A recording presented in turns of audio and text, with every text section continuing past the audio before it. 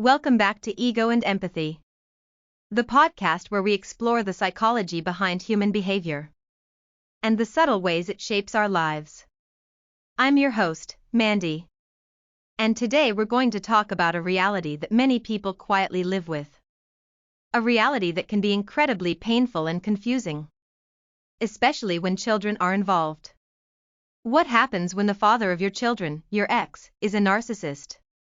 How does that dynamic play out when separation doesn't mean freedom? Because you still have to communicate, still have to co-parent, and still have to protect your children from emotional harm? Let's start with this truth. Divorcing a narcissist doesn't end the relationship.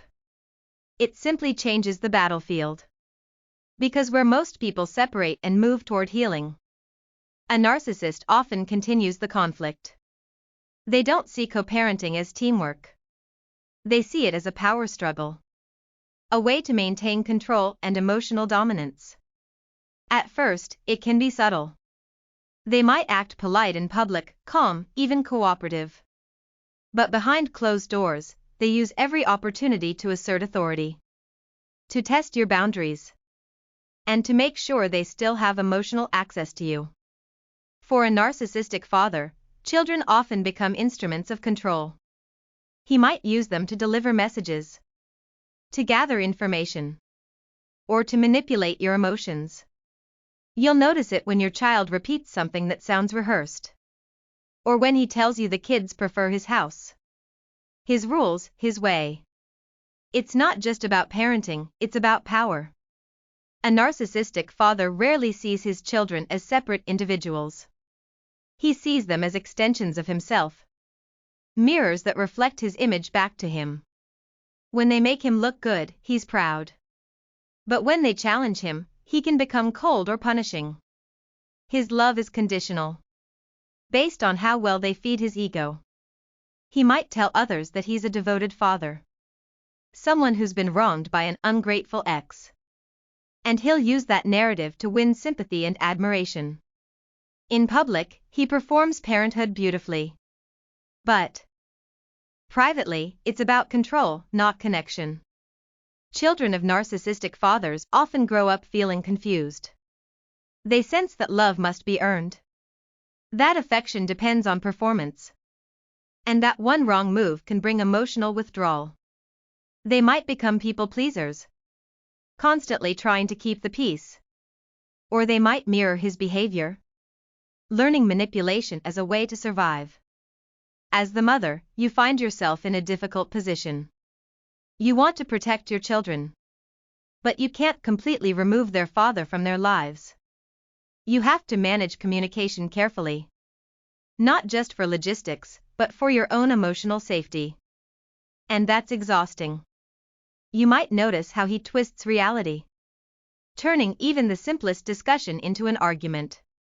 You try to stay calm, but somehow you end up defending yourself again. You leave each interaction feeling drained, wondering if you're the one who's overreacting. That's part of the design. He thrives on emotional chaos because it keeps you engaged with him. Narcissists often use something called parallel parenting to their advantage. Instead of cooperating, they compete. They undermine your rules, your values, your authority. If you set boundaries, he breaks them, telling the children that you're too strict, too dramatic, too sensitive. He uses contrast to elevate himself and to confuse the children about who the good parent really is. And then there's the guilt. He might accuse you of alienating the kids, of turning them against him, even when you're doing everything you can to keep the peace. He'll use the children as emotional hostages, claiming to be the victim while quietly pulling the strings. So, what can you do when this is your reality? First, accept that you cannot co-parent with a narcissist. Because co-parenting requires mutual respect and empathy. And those are qualities a narcissist lacks. What you can do instead is parallel parent, but in a healthy way, with clear boundaries and minimal contact. Keep communication brief, factual, and emotion-free. Avoid sharing personal details, And never try to appeal to his sense of fairness. Because fairness doesn't exist in his world. Everything revolves around control and perception. Use written communication whenever possible, so that every agreement, every conversation, has a paper trail. Not because you're being petty, but because documentation is protection. When your children come home confused or upset, resist the urge to speak negatively about their father. Instead, validate their feelings. Say things like, "I can see that made you feel sad," or "that must have been hard for you." You're teaching them emotional language, something their father may never model. Over time, your calm consistency becomes their anchor. They might not see it right away, but as they grow, they'll start to feel the difference. They'll notice who listens, who nurtures, who respects. That quiet stability is your greatest form of protection.